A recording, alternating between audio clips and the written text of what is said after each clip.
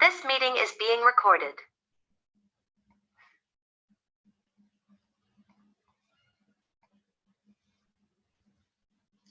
Vou só esperar virar 9 horas, que foi o horário combinado. Boa noite. E aí a gente já inicia aqui a aula. Tá chegando, hein, gente? Tô ansiosa por vocês. Oi, Lu, boa noite. Boa noite, Jason.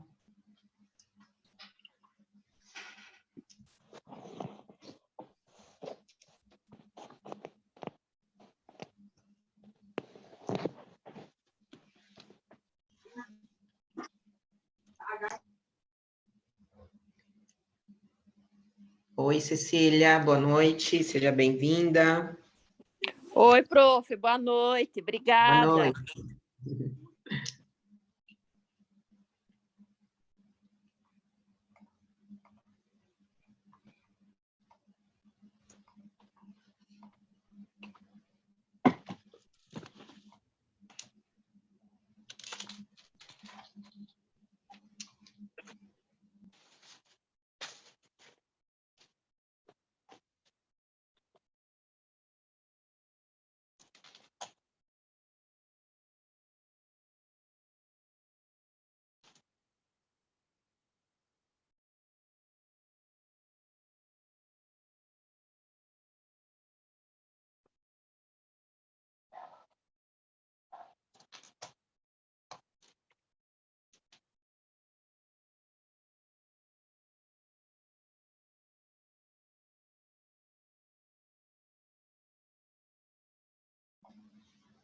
Bom, pessoal, antes de iniciarmos, só para falar aqui com vocês rapidinho, antes de virar aqui o horário, é o seguinte, a Banca FEPESE, ela, infelizmente, não tem muitas questões de criminalística e medicina legal. O último concurso que teve, que era o IGP, para o cargo de auxiliar de necrópsia, que agora é a polícia científica, né? Foi a prova que nós nos baseamos, mas é a única coisa que tem de criminalística e medicina legal. Inclusive, eu fiz a prova também, e o que eu posso dizer para vocês é o seguinte, a FEPESE, ela tende a ser uma banca bem objetiva nas questões, tá? Vocês podem ficar tranquilos até com relação a isso. Eu não achei que ela puxou bastante a criminalística e a medicina legal, mas para a prova de vocês, eu acredito que se ela não fizer meio a meio, né, 6 questões de criminalística e 6 de medicina legal, ela vai dar mais questões de criminalística por conta do edital e do cargo de vocês também, que vai compreender tanto o local de crime quanto os laboratórios forenses, tá? Por isso que no edital de vocês veio local de crime, vestígios, e aí eu vou trabalhar tudo isso aqui com vocês. Só que é o seguinte, o que eu propus, a parte da medicina legal tem muito conceito, então se vocês fizeram a lista, vocês vão observar que eu passei uma questão para cada tipo de ferida, uma questão para cada tipo de identificação que nós temos, tudo isso para nós conseguirmos trabalhar. Ó, nossa aula tem aí 1h30, caso eu não consiga trabalhar tudo, eu deixei o material prontinho para eu enviar para vocês, com todas as respostas, e conforme eu for dando aula aqui para vocês, eu vou fazer como se fosse um mapinha mental com algumas palavras-chave. Depois eu salvo em PDF no final da aula e envio para vocês, tá bom? Vocês fiquem à vontade para me interromper a qualquer momento, tirar qualquer dúvida. Eu vou dar uma olhada de vez em quando aqui no chat, tá? Porque enquanto eu estou dando aula, eu não consigo ver. Mas qualquer coisa, vocês me mandem, me chamem aí pelo microfone, o que acharem melhor, ok? Então, vamos lá. Vou começar aqui com as questões de criminalística. Me dão só um ok aí, se vocês estão vendo a minha tela. Então, vamos lá. Bom, pessoal, vamos começar aqui com a parte de criminalística. Essa questão diz o seguinte: criminalística é a disciplina que tem como objetivo o reconhecimento e a interpretação dos indícios materiais extrínsecos relativos ao crime ou à identidade do criminoso. Esse conceito de criminalística foi dado por, eu tenho certeza que a maioria de vocês errou essa. Por quê? Porque essa resposta, a alternativa é a letra A. E o que confunde muito é Hans Gross. Só que olha só, já vou colocar aqui no resuminho para vocês. Hans Gross, ele foi conhecido como o pai da criminalística. Quem postulou que a criminalística, deixa eu escrever aqui, quem postulou que a criminalística se baseia nos materiais extrínsecos foi José Del Picha, tá bom? Por isso que, então, nós vamos ficar aqui com a alternativa letra A. Ele não está tratando especificamente sobre o conceito de criminalística. Aqui, ele já trouxe, olha só, objetivo de reconhecimento e interpretação dos indícios materiais extrínsecos. Essa divisão de extrínsecos e intrínsecos foi por José Del Picha, tá? E olha só, intrínsecos fica a cargo da medicina legal. Tomem bastante cuidado, porque essas duas palavrinhas, vou até escrever aqui, ó. Intrínsecos, medicina legal. No concurso, eles costumam trocar essas duas palavras. Eles colocam tudo certinho na descrição e coloca lá a palavra intrínseco e fica como errado, tá? Próxima questão. Assinale a opção correta acerca da definição de criminalística. Então, olha só. Criminalística é um procedimento investigatório que utiliza métodos científicos para analisar e interpretar evidências materiais. Essa, então, já vai ser a nossa alternativa. Sim, ela sempre vai se basear no método científico, que nada mais é do que o princípio da análise, tá? E agora eu vou fazer mais uma colinha aqui para vocês. Então, olha só, nós temos 5 princípios, tá? Vamos revisar isso aqui, ó. Princípios. O primeiro é o da observação, que também pode ser chamado de troca de Locard, ou transferência. Por quê? Ele diz o seguinte, ele nos diz que todo contato deixa uma marca. Então, se você vai em um local de crime, você deixa uma marca e carrega alguma coisa consigo, ok? Temos também o princípio da análise, que foi o que tratou aqui, que fala que toda análise é baseada no método científico. Então, todo vestígio coletado ele vai ser analisado baseado em uma metodologia científica. Temos também o da interpretação, que pode aparecer para vocês como princípio de Kirk, ou da individualização,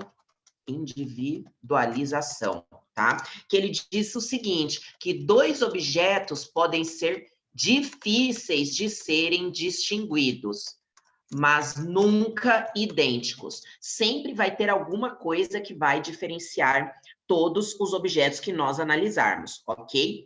Temos também o princípio da descrição, que ele trata sobre a descrição de forma clara, objetiva, fundamentada e perene de toda a análise do vestígio ou cena de crime, tá? O que seria isso? Nada mais é do que a elaboração do laudo, ok? E, por fim, nós temos o princípio da documentação. Esse daqui vocês viram bastante ontem em processual penal, porque ele trata do quê? Da cadeia de custódia, que nada mais é do que a cronologia do vestígio, tá? Do início lá com a preservação do local até o final, que é o seu descarte, beleza? Então, todos estes são os princípios que vocês têm que levar para a prova de vocês também, ok? Então, vamos lá. Vamos só dar uma olhadinha aqui porque está errado. Apesar de seu crescimento gradativo, não se pode dizer que a criminalística seja uma disciplina autônoma. A criminalística, ela é uma disciplina autônoma, tá? Por isso que está errada. Criminalística é um procedimento investigatório que se presta a auxiliar e informar exclusivamente a atividade policial? Não, ela também auxilia o quê? A atividade judicial, tá?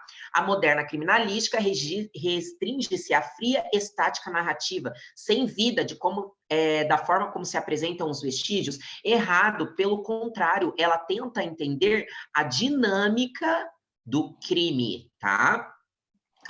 O propósito da criminalística se traduz em todos os vestígios, desde que suspeitos é encontrado no local do fato. Não, isso daqui não é o propósito da criminalística. E não são todos, né, os vestígios suspeitos, são aqueles relacionados. E pode acontecer de ter algum vestígio que ele não seja relacionado com o fato. Nós vimos, por exemplo, o caso de vestígios forjados, que são implantados e que não vai ter relação em si com o fato criminoso. Ele visa a confundir o perito do local, ok? Próxima. Criminalística pode ser definida como um conjunto de conhecimentos oriundo de várias ciências. Sim, ela é multidisciplinar, que permitem, vamos lá, antecipar, logicamente, futuros eventos criminosos. Não, isso daqui não está a cargo da criminalística, porque a criminalística ela só vai atuar quando nós tivermos um crime. Então, ela não se trata de futuros eventos criminosos, e sim de eventos criminosos passados. Precisa acontecer um crime, para quê? Para que o perito criminal atue, tá? B, localizar eventos futuros de forma preditiva, vai prever? Também não, está errado. Como eu falei, são eventos passados. Descobrir crimes e seus respectivos autores. Então, essa é a nossa alternativa, tá? Preventivamente, ocupar espaços voltados à macrocriminalidade? Também não, tá? Isso não se trata, né, somente de macrocriminalidade, a gente fala aqui de microcriminalidade também, é na criminalidade como um todo, aonde há necessidade da atuação da criminalística, independentemente do crime, seja ele contra o patrimônio, contra a vida, ela vai atuar. Informar as atividades de polícia preventiva, também não é prevenção. Sempre quando nós falarmos de criminalística, são o quê? Eventos passados, ok? Próxima questão. Então, vamos lá. Aqui nós temos que assinalar, considerar essas afirmações e assinalar a correta. Isso aí. É a ciência que estuda o crime e o criminoso em tudo que for aplicável à elucidação de um crime ou de uma infração penal. Não, pessoal, aqui nós vamos ficar já vou passar a resposta para vocês, 2 e 3, essa daqui, olha só, está falando de criminologia, tá? Eu tinha até que ter tirado essa alternativa porque não cai na prova de vocês, mas quando a gente fala de crime, de criminoso, é a criminologia, então eu esqueci de tirar essa alternativa, não considerem ela está errada, mas é de um conceito mais amplo. Vamos nos restringir a essas 3 aqui. É a ciência que estuda as lesões corporais visando a diagnosticar se ocorreu homicídio, suicídio e acidente. Isso aqui, pessoal, é medicina legal, tá?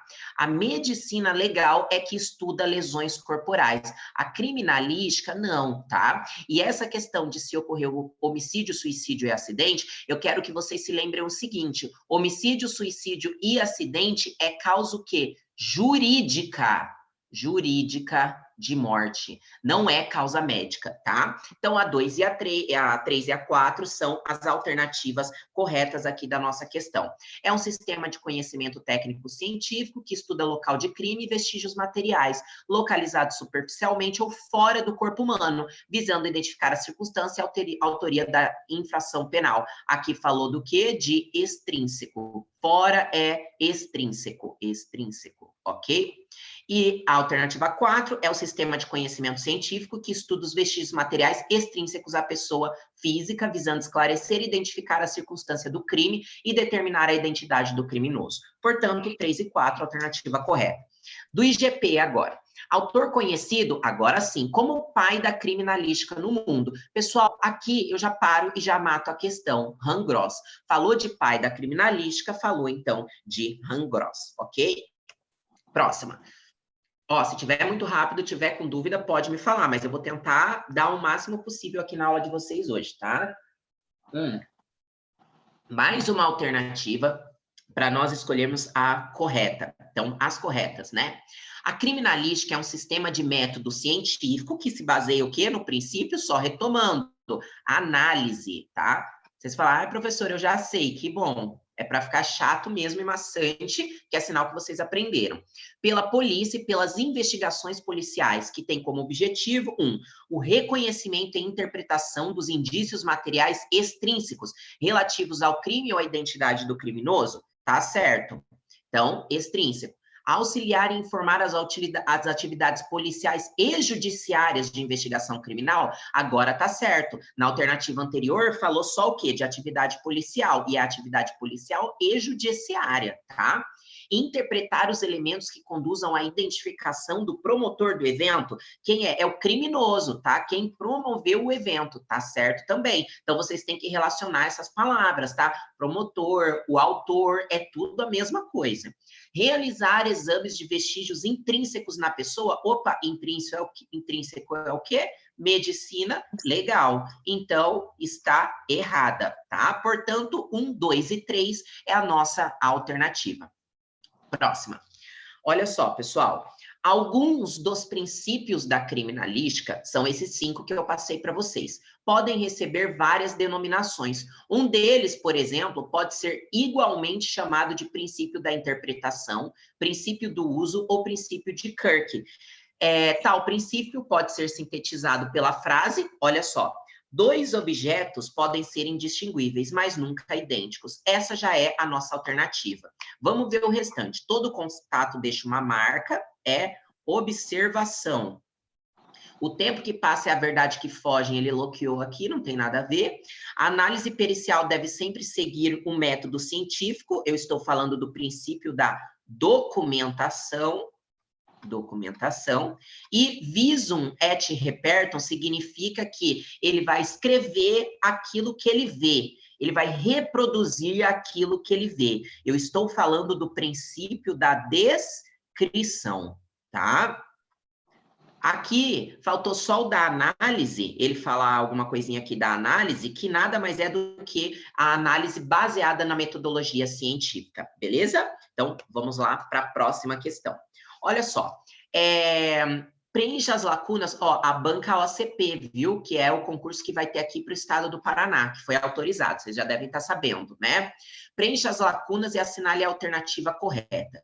Tananã, ao postular que todo contato deixa uma marca, consagrou o princípio, tananã, aplicável nas perícias de locais de crime e que, diante da doutrina da criminalística brasileira, ficou também conhecida como princípio, tananã. Então, vamos lá. Olha só.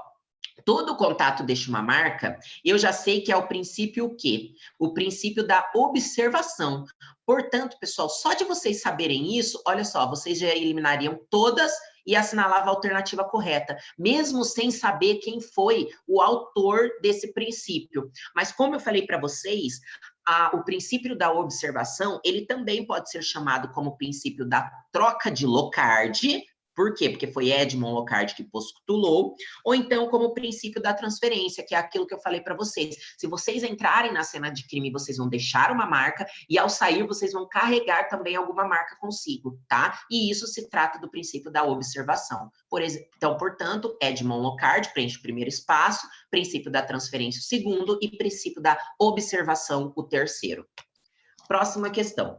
2 objetos podem ser indistinguíveis, mas nunca idênticos. Pessoal, ele colocou aqui, ó, direto uma frase que eu já falei com vocês. Eu não precisaria nem ler o restante, tá? Por quê? Porque ele vai falar sobre a identificação genérica, específica, individual, falar do princípio da perícia da criminalística, mas ele simplesmente quer saber o nome do princípio a qual define essa conceituação, que é o princípio da interpretação.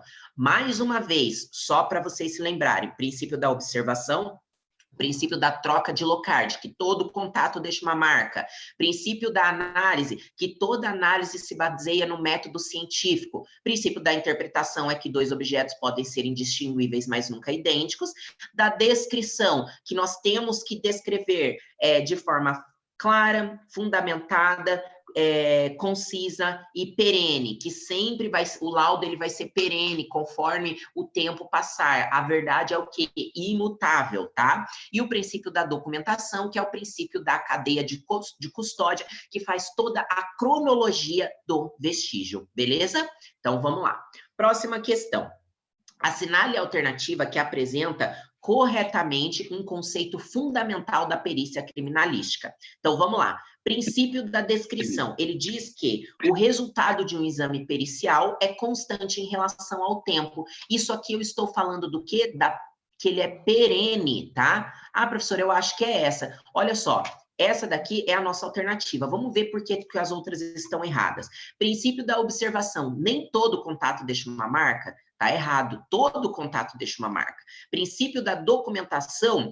A cadeia de custódia da prova material visa proteger a fidelidade. A documentação corresponde a cada vestígio, não pode ser realizada por anotação. Pessoal, ela é realizada por anotação. Você tem que anotar tudo, local de coleta, quem coletou, hora, para onde que vai, para onde que foi, que jeito que transportou, tá? Então, essa está errada por conta disso. Tomem cuidado com essas negativas na hora de prova. Não é regra que estejam errado, mas se atentem, tá? Princípio da análise. A análise pericial pode, em alguns casos, não seguir o método científico. Errada. A análise pericial deve seguir o método científico. E princípio da interpretação diz que dois objetos podem ser idênticos. Pessoal, isso também está errado, tá? Então, assim, dois objetos, eles podem ser difíceis de serem distinguíveis, mas nunca serão idênticos, ok? Próxima questão. Assinale a alternativa correta. Nas classificações de locais de crime, existem incontáveis espécies de locais? Não, pessoal, nós temos, né, uma quantidade taxada de locais de crime, não é incontáveis espécies de locais, então essa está errada. Quanto à natureza do fato, o local pode ser classificado como local de homicídio. Pessoal, essa está correta, porque olha só, deixa eu colocar aqui para vocês no resuminho. Local de crime. Quando se fala de natureza do local de crime, eu estou te falando do tipo de crime. Então, eu posso ter local de homicídio, local de homicídio, local de acidente, local de suicídio. Tudo isso é natureza do local de crime, ok? Eu vou colocar mais coisinhas ali para vocês de local de crime, tá? Não existe classificação de local interno. Está errada, tá? Nós temos o quê? Local de crime interno. Então, por exemplo, um apartamento, uma casa. E local de crime externo. Como, por exemplo, uma mata, ou até mesmo uma rua, tá bom?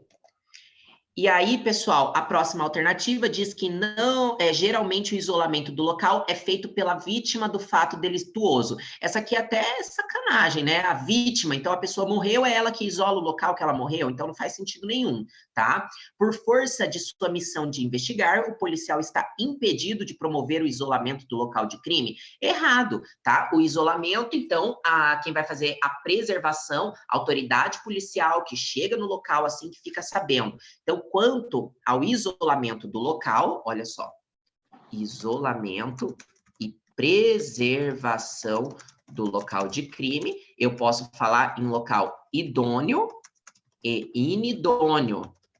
O idôneo é o local onde não houve alteração dos vestígios. E o inidôneo houve a alteração dos vestígios, beleza? Vamos lá. Deixa eu ver se tem alguma questão aqui. Não, então vamos continuar. Bom, próxima questão. É correto afirmar que todo espaço físico onde ocorreu a prática da infração penal se trata de, galera, sem mais delongas, local de crime, tá? Então, local onde ocorreu a prática da infração penal é um local de crime. Próxima. Assinale a opção correta acerca dos locais de crime. O local onde tenha ocorrido um suicídio, por não se tratar de crime, eu já paro aqui. Suicídio é, sim, tratado como crime, tá? B, com relação ao tipo, os locais de crime são classificados como idôneo ou inidôneo. Opa, aqui vocês podiam até se confundir, mas não é com relação ao tipo. Tipo seria a natureza, tá? A natureza, aqui.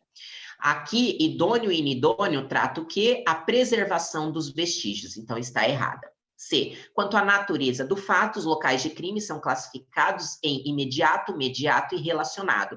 Isso aqui é quanto à disposição dos vestígios. Vou colocar aqui na colinha de vocês. Olha só. Quanto à disposição dos vestígios. Então, eu tenho um local de crime imediato, onde se encontram a maior concentração, de vestígios. Tenho o local mediato, local adjacente ao local imediato. Então, por exemplo, o local de crime aconteceu exatamente dentro de um quarto de um apartamento e o autor do crime, ele saiu correndo e deixou uma marca de sangue na sala. Esse seria um local mediato e aonde eu encontro a vítima dentro do quarto seria o local imediato. E o local relacionado é um local que não está ligado geograficamente. Por exemplo, o carro que o autor de um crime fugiu e deixou abandonado em um canavial. Isso seria um local relacionado, tá? Quanto à disposição dos vestígios. Portanto, essa daqui também está incorreta. O local satisfatoriamente isolado até a chegada do perito criminal é denominado local interno. Isso está errado. Satisfatoriamente isolado, se eu estou falando de preservação, eu estou falando de local idôneo. Portanto, a única alternativa que nos resta é a letra E, que diz o seguinte, que no exame de local, o perito deve proceder à constatação material do evento e ao exame dos meios empregados. Essa constatação material, eu estou falando do quê? Dos vestígios. Por quê? Professora, coloca na minha cola. Então, vamos lá. Vestígio, olha só, vestígio é todo material bruto encontrado na cena do crime, que não foi analisado ainda, tá? Então, vamos lá. Próxima questão. Levantamento pericial de local de crime quanto à região de ocorrência, referindo-se isto quanto à área de maior concentração de vestígios. De maior concentração de vestígios. De ocorrência do fato, é denominado, então vocês não podem mais errar isso aqui, coloquei na colinha de vocês lá. A maior concentração de vestígios, local imediato, ok? Próxima. Local de crime em que o cenário do evento infracional e demais vestígios não foram alterados em nenhum de seus aspectos. É classificado como, pessoal, local onde os vestígios não foram alterados é local idôneo. Letra D, a nossa alternativa. Inidôneo é o local que foi alterado. É a mesma coisa que local violado, tá bom? E aqui também não faz referência aos tipos, né, de preservação dos locais de crime, ok? Então, vamos lá. A Secretaria Nacional de Segurança Pública, Senasp, elaborou um manual visando uniformizar o processo de produção das provas técnicas no país. Assinale a alternativa incorreta, olha só, presta bastante atenção, grifa na hora da prova, que é a errada, tá? Em relação ao procedimento operacional padrão em locais de crime contra a pessoa. Então, vamos lá. A primeira alternativa me diz o seguinte, verificar se as áreas mediatas e imediatas estão isoladas e preservadas adequadamente, corrigindo, se necessário, o perímetro da área isolada. Pessoal, essa aqui está certa,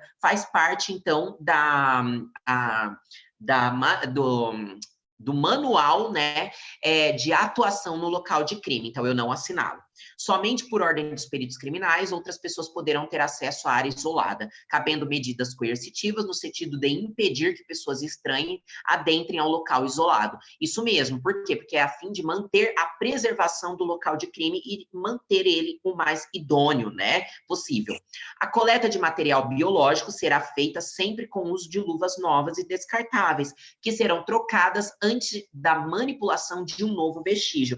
Isso aqui está correto também. Por que eu tenho que trocar? Vamos supor que você pega um vestígio onde você tem uma mancha de sangue, e aí você vai pegar um outro vestígio que tenha outra mancha de sangue. E se forem de criminosos distintos, se não forem da mesma pessoa, você vai contaminar um vestígio, ok? Então, isso aqui faz parte da coleta. Isso aqui faz parte da coleta lá na cadeia de custódia, ok? D. Em casos de morte com suspeita de utilização de arma de fogo, em não havendo coleta de material para exame residuográfico no local, os peritos criminais deverão providenciar para que sejam protegidas e preservadas as áreas anatômicas de interesse dos exames. Isso aqui faz parte, sim, da preservação dos vestígios para posterior análise. Então, isso faria parte do acondicionamento correto, ok? Então, também é uma outra etapa, acondicionamento. Pessoal, criminalística e direito processual penal caminham lado a lado, tá? Vocês vão ver bastante coisa aqui. E aí, a letra E, então, é a nossa alternativa, que ela está errada, que diz o seguinte, que os objetos que não forem coletados pelos peritos criminais ficarão sob custódia dos familiares da vítima. Não, isso aqui não tem nada a ver, tá bom? O delegado, ele pode fazer coleta também de algum objeto que ele acha coerente após liberado pelos peritos criminais. Então, não é custódia de familiar da vítima, beleza? Próxima. Então, olha só. Aqui também nós vamos assinalar a alternativa correta. Então, vamos ver. Número 1. O exame de presença de fosfatase ácida, aqui eu já estou falando do quê? Dos vestígios biológicos, tá? Falou de fosfatase ácida, eu estou falando do quê? De sêmen. Sêmen. Não pode ser utilizado para os casos de estupro por ato libidinoso diverso da conjunção carnal. Pode sim ser utilizado. Portanto, essa aqui está errada. Porque olha só o seguinte, gente. Hoje em dia, quando nós falamos de ato libidinoso ou conjunção carnal, é tudo a mesma coisa. É estupro, tá? A mudança foi, se eu não me engano, em 2014. Então, agora é tudo estupro, tá? Então, por exemplo, quando eu tenho a conjunção carnal, eu tenho a penetração do pênis na vagina. Mas um sexo oral, um sexo anal, isso tudo é ato libidinoso, onde eu posso ter a ejaculação. Se há ejaculação, tem como eu fazer coleta de material de vestígio biológico para poder fazer a identificação, tentar fazer a extração de um DNA, por exemplo, encontrar o sêmen, verificar, fazer um exame da fosfatase ácida? Tem. Portanto, essa daqui está errada, tá bom? Não é somente em caso de conjunção carnal. 2. Para análise de ato libidinoso, no exame da cavidade oral, poderá ser utilizado o exame de presença de PSA, que é o antígeno prostático específico. Perfeito, por quê? Antígeno prostático de próstata, tá? Isso se refere ao quê? Ao gênero masculino nessa questão. E sim, aqui nós podemos, por quê? Porque no exame da cavidade oral pode haver ejaculação. Se há ejaculação, nós podemos, então, fazer o exame de presença de PSA, que é o antígeno prostático específico que eu encontro no sêmen. E 3, no exame de coito anal, além de exames da presença de esperma, o perito deverá examinar a região anal, procurando lesões que indiquem a prática do ato libidinoso. Portanto, a 2 e a 3 está correta. Então, aqui, no caso de coito anal, além da presença do esperma, no caso, o médico legista, ele pode sim verificar as lesões, tá? As lesões que aparecem na região anal. Portanto, 2 e 3 é a nossa alternativa. Próxima. No Brasil, há uma elevada incidência de casos de violência sexual. Além do exame clínico, há necessidade de constatar o sêmen coletado do corpo da vítima.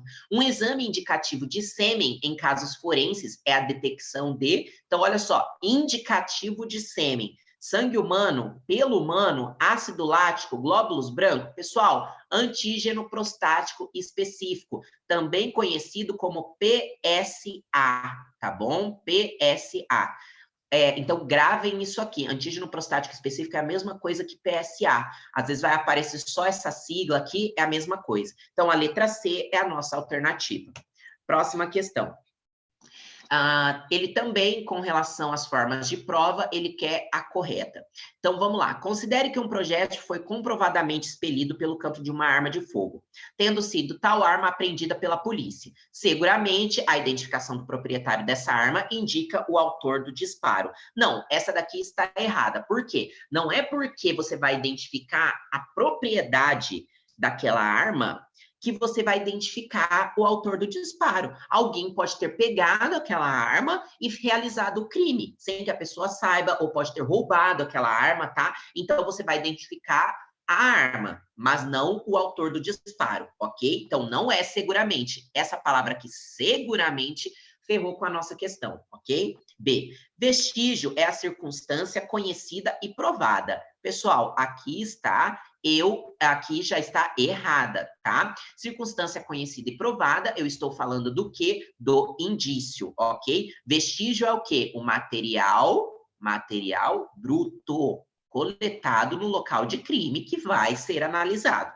C. Uma impressão digital presente e registrada em um copo, localizado sobre uma mesa em um prédio onde foi cometido um homicídio, identificada como tendo sido ali deixada pelo dedo da mão de determinada pessoa, é um indício que faz necessariamente prova de que essa pessoa foi a autora desse crime. Pessoal, também está errada, tá? Não se faz necessariamente prova. Quando você analisar a impressão digital, pode ser um indício, está indicando, está presumindo, mas não necessariamente é uma prova, tá bom? Então, essa palavra necessariamente aqui também está errada. É muito parecida com essa letra A aqui, toma bastante cuidado com isso. Presunção é o juízo, a opinião pessoal, a convicção ou a suspeita que se formam em nossa consciência da existência real de um fato ou circunstância desconhecido, ante outros fatos ou circunstâncias conhecidos, que por sua natureza devam ou possam estar relacionados com o fato que se desconhece. Pessoal, essa aqui então é a nossa alternativa, porque presunção, você presume alguma coisa. E aí ele coloca aqui, ó, devam ou possam estar relacionados. Então, ele não coloca a palavra como necessariamente, como seguramente, ele não afirma. Por exemplo, vamos supor que você acabou de saber que houve um furto em uma loja uma loja de relógios, tá? E aí vocês acionam as autoridades local e eles encontram uma pessoa que está portando um relógio que foi furtado em tal loja.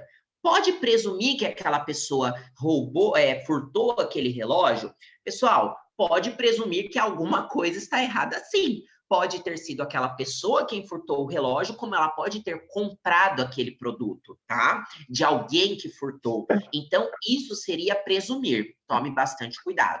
E, sob o ponto de vista criminalístico e processualístico, indício e vestígio são palavras sinônimas. Não são palavras sinônimas. Vestígio é o material bruto, coletado, e o indício é quando você tem a análise do vestígio, ok? Então, beleza. Próxima questão.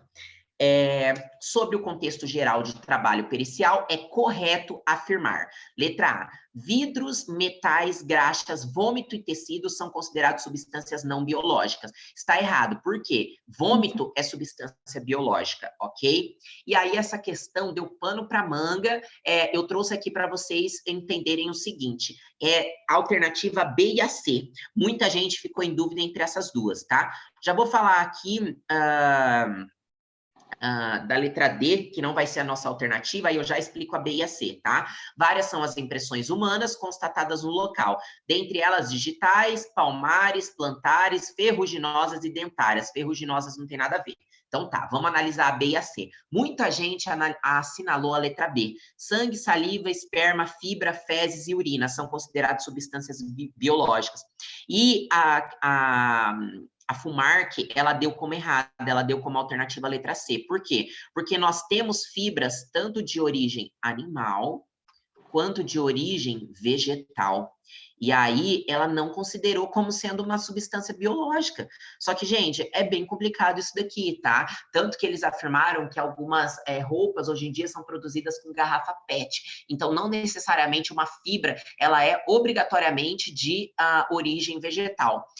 Foi assim que a banca considerou. Eu, particularmente, não concordo muito, mas quem sou eu, né? Só trouxe aqui para explicar para vocês que caso caia alguma coisa de fibra, fiquem atentos. Tentem olhar qual é a mais correta, entendeu? Que nesse caso foi a letra C. Mancha é o indício que se apresenta sob forma de crosta aderida a uma superfície, suporte, tá? Então, as pessoas falou assim também que o indício, como eu preciso da análise, na verdade, a mancha seria um vestígio. Mas, como ele falou que se apresenta sobre a forma de crosta aderida a uma superfície, isso aqui já seria considerado análise, foi o que a banca falou, por isso que eles falaram que é um indício, ok? Então, toma bastante cuidado.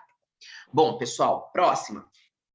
São perícias da área de crimes contra o patrimônio, exceto encontro de ossada. Já é a nossa alternativa. Por quê? Porque encontro de ossada, eu estou falando de crimes contra a vida. Opa, contra a pessoa, ok? B, constatação de dano, isso está certo. Avaliação direta e indireta, isso daqui também pode estar certo, pode avaliar tanto diretamente algum dano quanto indiretamente. Natureza e eficiência do instrumento de furto, também, tá? Então, por exemplo, o perito criminal e o auxiliar de perícia, eles encontram um pé de cabra próximo a uma porta. Então, eles podem analisar a eficiência. Encontra uma arma num local de crime, pode ver se aquela arma está funcionando ou não. Então, a letra A é a nossa resposta. Por quê? Porque ele queria a alternativa errada. Ok? Próxima. O luminol. Quando eu falo de luminol, vocês vão lembrar do quê? De sangue limpo, lavado, tá? Através de uma reação de tananã, possui a capacidade de revelar a presença de... Então, pessoal, se vocês não soubessem o nome da reação, só de vocês saberem que o luminol, ele é uma análise do sangue, vocês já eliminariam, olha só, essa e essa, tá? E aí vocês ficariam entre essas duas. E eu quero que vocês se atentem ao seguinte, aqui, mancha de sangue patente, isso confunde muito. O que é um vestígio latente? Um vestígio que não é possível de ser visto a olho nu. Então, não é patente, tá? É latente. Portanto, essa está errada e a nossa alternativa é a letra D. O luminol, ele é uma reação de quimioluminescência e ele tem a capacidade de revelar a presença de sangue oculto ou lavado. Por quê? Porque nós temos a presença da hemoglobina, que carrega um grupo M, constituído por ferro, e isso, com relação ao luminol, ele brilha no escuro. Eu acho que vocês assistiram na aula, né? Eu coloquei uma fotinha para vocês que ele fica num tom azulado, tá bom? Então, próxima questão. Vamos lá. Assinale a opção correta com relação à manipulação de microevidências quanto a manchas de esperma. Então, o crime é contra a dignidade sexual. Quanto à forma, apresentam-se totalmente irregular? Não, não é totalmente irregular, ok? Quanto à cor, no exame de lâmpada de Wood, não se nota fluorescência própria? Tem fluorescência própria sim, então está errado, tá? Ela fica num tom mais azulado, então ela tem fluorescência própria sim. C, o esperma, logo após a emissão, sofre coagulação, igual o sangue, tá? Esse fato permite, quando a mancha se encontra em suporte de tecido, a identificação pelo aspecto de pano gomado. Então, essa é uma das principais características da mancha de esperma, que é o aspecto de pano gomado, ok? Fica com um aspecto endurecido no local de crime, nas vestes da vítima. Portanto, a alternativa C é a nossa resposta.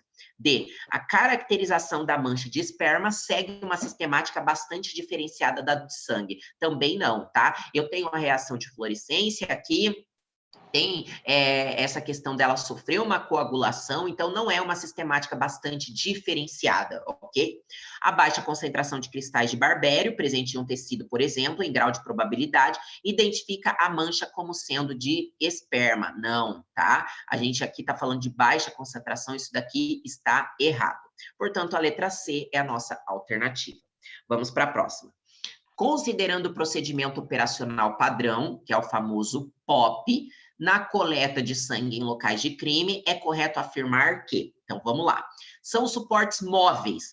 Móveis são aqueles que pode carregar, tá? Faca, arma de fogo, vestes, ponta de cigarro e veículo. Veículo não. Isso daqui vocês tomem bastante cuidado, tá? Por quê? Porque fala em suporte móvel, aí quando fala de veículo, vai falar, mas o veículo se movimenta, mas não necessariamente ele é um suporte móvel que vai... Imagina se todo carro a gente fosse levar lá para análise na polícia científica, o que isso acontecer? Então não é bem assim, tá? Ele não é o suporte móvel. Se você tem uma mancha de sangue num sofá, uma mancha de sangue no banco de carro, no banco do carro, o perito ele pode fazer o quê? Ele pode recortar uma parte, ok? E levar somente esse tecido.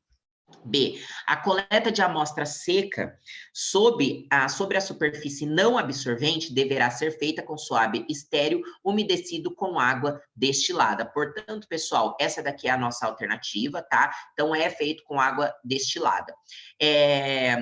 Em caso de mancha em superfície absorvente, sofá, estofado de assento, colchão, o objeto sobre o qual a amostra se encontra deverá ser coletado em sua totalidade. Tá errado. Como eu falei para vocês, pode recortar somente o local. Ah, mas vai estragar o sofá. Foda-se, não tem problema, tá? D. Os suaves possuindo amostras coletadas, bem como as demais peças de interesse pericial, arma de fogo, munição, vestes e documentos encontrados no local devem ser acondicionados em embalagem única. Errada. Acondicionamento é embalagem o quê? Individual. Beleza? E letra E, a coleta de amostras ressequidas deverá ser realizada com suave estéril, umedecido com solução de hipoclorito de sódio. Errada, é com umedecido com água destilada. Beleza? Letra B, a nossa resposta. Mais uma questão, nos casos de crime contra o patrimônio, com relação aos vestígios encontrados, é correto afirmar: nunca apresentarão mancha de sangue nesse tipo de crime. As pessoas, elas se confundem aqui. Pode apresentar mancha de sangue, sim, tá? A pessoa, um crime contra o patrimônio, ela vai lá arrebentar uma janela de vidro e aí ela se corta no vidro e vai ficar o quê? Vai ficar mancha de sangue. Então, essa aqui está errada. Mancha de esperma são comuns nesse tipo de crime? Não. Mancha de esperma comum, crime contra a dignidade sexual. Cabelo e pelo não são encontrados nesse tipo de crime? São encontrados sim, tá? Porque o cabelo ele cai sem querer, enfim. E mancha de urina, exemplo das manchas de fezes, são comumente verificadas nos locais de crime contra o patrimônio. Essa é a nossa alternativa, porque é comum as pessoas urinarem no local, defecar, tá bom? Quando tem principalmente essas manifestações em locais de crime contra o patrimônio, é comum de você encontrar mancha de urina e mancha de fezes. Portanto, a letra D é a nossa resposta. Próxima questão. O perito criminal obtém os vestígios e as evidências físicas, exceto da vítima, das oitivas de testemunha, do suspeito e seu ambiente, da cena do crime propriamente dita. Os vestígios e as evidências físicas que o perito criminal não obtém é com relação à oitiva das testemunhas. A oitiva da testemunha fica a cargo da Polícia Civil, delegado, investigador, escrivão de polícia. A oitiva das testemunhas não faz parte do perito criminal, tá? Da responsabilidade do perito criminal, beleza? Tomem cuidado com isso daí. Bom, pessoal, mais uma questãozinha aqui. Impressões palmares e plantares. Palmares é da mão e palmar do que? Do pé. Encontradas em locais... Plantar, tá? Perdão, plantar. Encontradas em locais de ocorrência de crime e que podem mais tarde levar à identificação dos criminosos, são denominadas, olha só, encontradas no locais de crime e podem mais tarde. Ele não está falando que nada foi analisado. Portanto, eu estou falando do quê? Dos vestígios. Letra B, tá bom? Se tivesse sido analisado, um vestígio, um material que foi coletado no local de crime e analisado, aí sim eu estou falando de indício, ok? Próxima. Bom, Ah, aqui eu vou começar a medicina legal já. Então, deixa eu ver aqui se tem alguma questãozinha antes de começar. Nossa, 45 minutos, foi bem o que eu tinha me planejado. Pessoal, alguma dúvida até agora nessa parte da criminalística? Não, tudo certo. Professora, Oi, eu me perdi. A 24, aqui ficou qual, Camila, por favor? a A 24. 24, deixa eu ver, que foi... Que letra que ficou? Qual que é a 24, Lu? No caso de crimes contra o patrimônio com relação aos vestígios encontrados. A Ah, letra D, tá. né? É a letra D, que é a mancha de urina e a mancha de fezes. D está certo. Tá, ó, tá bom. Quando vocês, quando falar de crime contra o patrimônio, lembra muito dessas manifestações, que é comum de nós, quando a gente assiste, né, na televisão, manifestação, as pessoas quebrando, né, vidraço, essas coisas, aparece alguns urinando lá no local de crime, tá? Então, lembra, é comum de encontrar mancha de urina e também mancha de fezes, ok? Ok, obrigada. Nada. Vamos lá. Bom, então, Camila. pessoal, vamos começar aqui. Oi? Oi. A questão de swab não tem no material que você mandou pra gente. Pois é, eu Eu não achei. coloquei? Não? Não. Então, depois eu mando essa daqui para vocês. Eu devo ter colocado depois montando a aula e não passei para vocês. Mas eu vou mandar esses slides, tá? Para vocês. Então, olha só. Com relação ao swab, deixa eu só explicar. O swab, vocês devem ter visto, ele parece um cotonete, né? Ele parece um cotonete e ele é estéreo. Ele vem lacrado.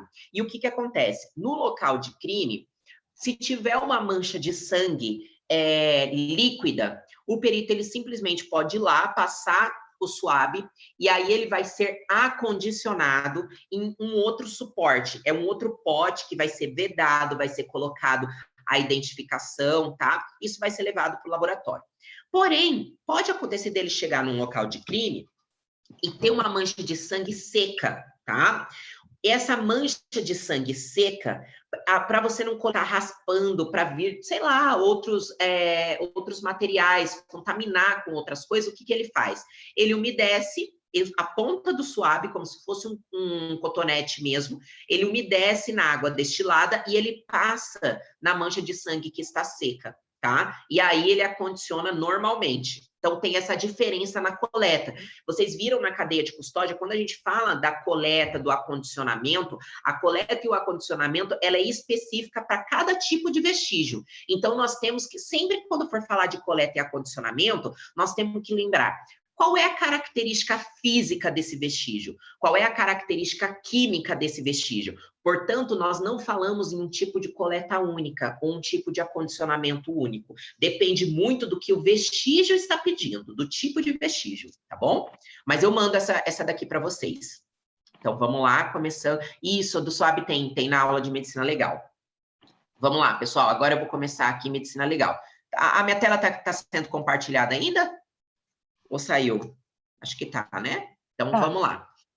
São instrumentos... Deixa eu só passar aqui, ó. Eu vou mandar para vocês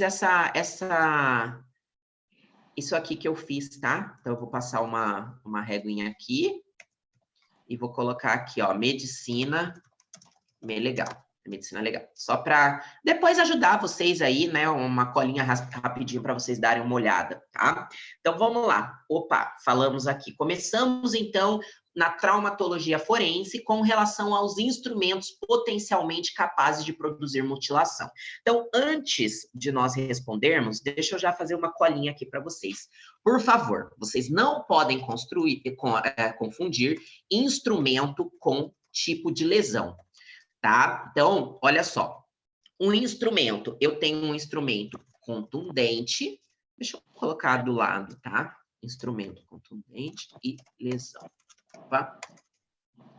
Então, a lesão provocada por um instrumento contundente é chamado de lesão contusa. Ah, professora, mas isso cai em prova? Cai. Normalmente eles fazem assim, um instrumento contuso. Tá errado. O instrumento é contundente, tá? Por quê? Porque o instrumento, eu tenho que lembrar do mecanismo de ação, que pode ser simples ou composto, misto, tá? Tanto faz, que é mais de um mecanismo de ação. E a lesão é a lesão provocada por esse instrumento. Eu tenho também um instrumento cortante. E aí, eu posso ter uma lesão do tipo incisa ou cortante, tá? Incisa, os autores consideram mais como sendo provocada por bisturi durante uma cirurgia, tá? E a cortante pelos demais. Tenho também um instrumento perfurante que forma, então, uma lesão do tipo punctória ou também chamada de punctiforme, tá? Esses três, então, são instrumentos de ação simples. E aí eu vou ter um instrumento pérfuro cortante, que aí provoca uma lesão pérfuro cortante ou pérfuro incisa. Eu tenho também o corto contundente, que provoca uma lesão corto-contusa, e o último é pérfuro cortante, corto contundente e pérfuro contundente, tá? Que daí provoca uma lesão pérfuro contusa, beleza? Então, eu tenho o nome do instrumento e o nome da lesão. Então, vamos lá agora responder a nossa questãozinha aqui. Aí ele está falando que, com exceção de mutilação. Mutilação é quando eu consigo separar partes do corpo. Por exemplo, tirar uma mão, tirar um pé. A mutilação, ela pode ser provocada por instrumentos cortantes? Pessoal, pode. Então, não vou assinalar, ele quer a errada. Corto contundente, que vai cortar e contundir? Também. Pérfuro cortante, que vai perfurar e cortar? Também, por exemplo, uma faca. Pérfuro contundente, que vai perfurar e contundir? Também. E perfurante? Não, por quê? Porque perfurante só vai perfurar. Portanto, se ele só vai perfurar, não tem como eu produzir uma mutilação. Um exemplo do perfurante seria uma agulha. Então, você vai lá tomar uma injeção. Vai causar uma mutilação com isso? Não, tá bom? Então, a letra E é a nossa alternativa. Próxima questão. Em perícia médico-legal, um instrumento é identificado e classificado de acordo com seu formato, desempenho, uso habitual, sua classe jurídica ou sua ação. Acabei de falar para vocês, letra E é a nossa alternativa, sua ação, que eu tenho a ação simples ou a ação composta. E conforme a ação, eu classifico, então, um instrumento, ok? Próximo. Quando o instrumento perfurante é de médio calibre, a forma das lesões assume aspecto diferente, obedecendo às leis de Filhos e Langer. As soluções de continuidade das feridas assemelham-se às produzidas por instrumento de 2 gumes, ou tomam a aparência de casa de botão. Estamos nos referindo a, pessoal, primeira lei de Filhos. Então, vou colocar isso aqui para vocês, tá? Num resuminho aqui, ó. Então, lesões produzidas por instrumentos de médio calibre. Ou instrumentos, tem que ser colocar, né? Perfurantes de médio calibre. Então, obedece à lei de Filhos ou Filhós, tá? E Langer. São 3 leis. Vamos lá. Primeira lei, também chamada de semelhança. Por quê? Porque as feridas se assemelham a uma casa de botão ou as produzidas por instrumentos de 2 gumes. Eu tenho a segunda lei, que também é chamada de lei do paralelismo, tá? Por quê? Ele diz que as lesões produzidas em um local onde eu tenho a mesma direção das fibras elásticas da pele ficam paralelas. E, por fim, eu tenho a lei de Langer ou a lei do polimorfismo, que ela diz o seguinte: em locais onde há o encontro de linhas elásticas da pele, a lesão assume um aspecto assimétrico, ou seja, sem forma definida. Pode ter aspecto estrelado, enfim, de qualquer tipo, tá? O que seria, por exemplo, essa lei de Langer, do polimorfismo? Uma lesão que acontece embaixo do braço de vocês, no famoso sovaco, onde você tem uma elasticidade muito grande. Ela não vai ter um aspecto completamente definido. Se você colocar o braço para cima, ela vai ficar de um jeito. Se você colocar o braço para baixo, vai ficar de outro, tá? Então, aqui, a primeira lei que está falando da casa de botão, é a lei da semelhança, que é a primeira lei de Filhos, beleza? Vamos lá. Próxima questão. Em relação à lesão produzida por um instrumento perfurante de baixo calibre, assinale a alternativa que apresenta corretamente quais dos itens abaixo são características dessa lesão. Então, olha só. Abertura estreita, raro sangramento, pouca nocividade na superfície e maior diâmetro que o instrumento causador. Portanto, as alternativas de instrumento perfurante de baixo calibre, ou seja, que seria um exemplo de uma agulha, é 1, 2 e 3.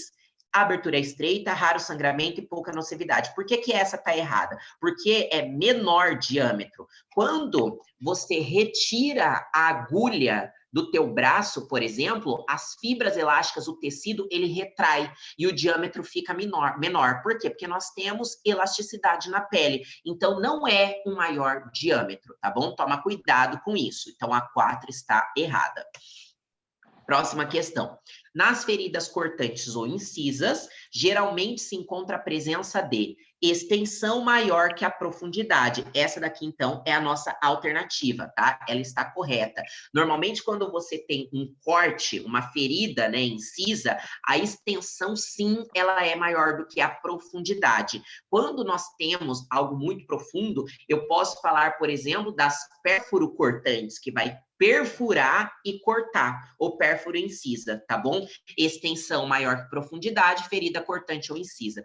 Pouco sangramento e borda irregular, a borda tende a ser regular e é muito sangramento. Por quê? Porque ela tende a lesionar os vasos. Predomínio de profundidade em relação à extensão? Não, eu posso falar aqui das perfurantes, tá?